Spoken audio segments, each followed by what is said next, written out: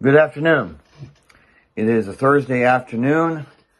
We are moving into the third week in Lent, and this is the second installment of our Lenten devotional on the book of Esther. I hope you enjoyed the first installment last week, in which we covered the first two chapters of the book of Esther. And today we will look at chapters 3 and 4 together. Now, at the very beginning of chapter 4 of Esther, we are introduced to the arch-villain of the story, Haman the Agagite. Try saying that 5 times fast. Now, Haman is described as a rather typical political leader. He has just been promoted to become the king's chief counselor and minister. And he has a very inflated sense of his own self-importance.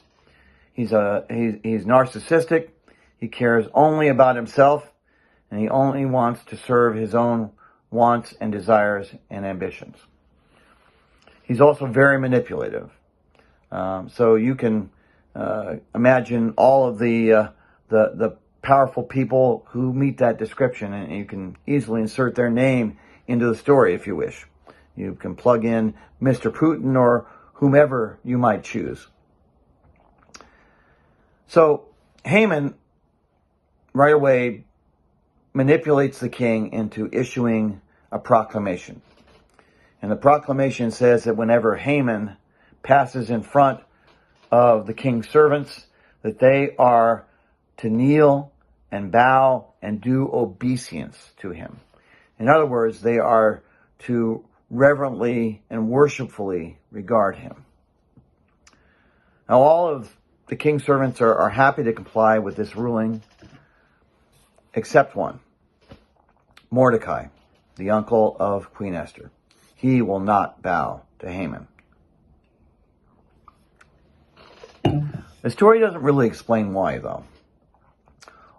All the king's other servants want to know why, and they ask Mordecai why he refuses to bow to Haman.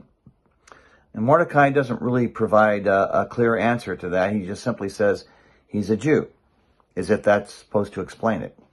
And perhaps it does.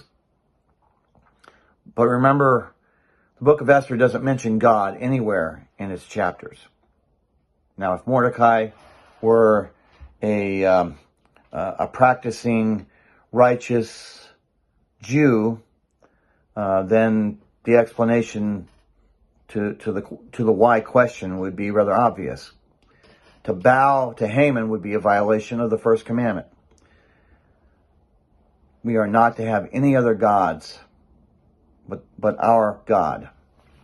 And the commandment does not allow Jews to bow before an idol, before any image or figure in heaven or on earth. But it's unclear as to whether that's the motivation that Mordecai has, because we're not told. So the other king's servants feel the need to go and report Mordecai to Haman, because he will refuse to bow to Haman. Now, Haman reacts in a way that we would expect.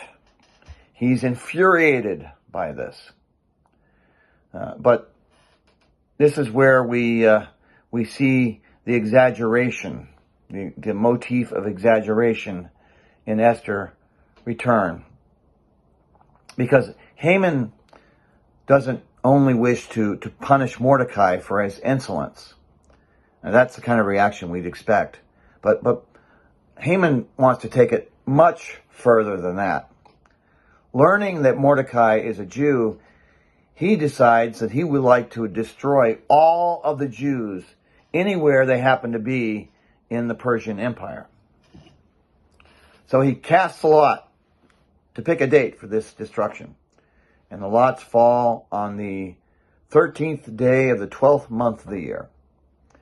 And then he goes back to the king. And in a manipulative way, he says to the king, "You know, Your Majesty, there is a people spread out throughout your empire who are different. They abide by their own laws, and they do not respect your laws.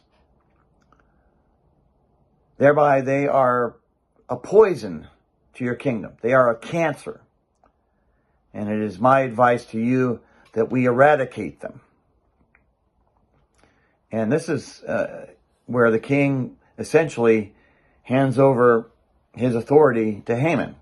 He takes off his signet ring, which has the king's seal and is pressed into wax on any official king's proclamation or law that is passed. And he leaves it to Haman to put out a declaration on the destruction of the Jews. So Haman writes an order that all of the Jews, wherever they happen to be, anywhere in the provinces of the empire, are to be killed on the 13th day of the 12th month.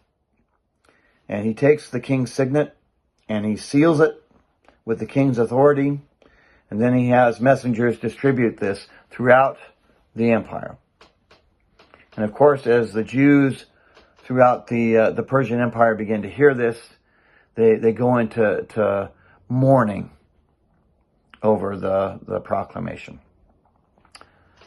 Mordecai himself, when he hears the news, tears his clothes, puts on sackcloth and ashes, and walks through the streets of Susa, the capital city,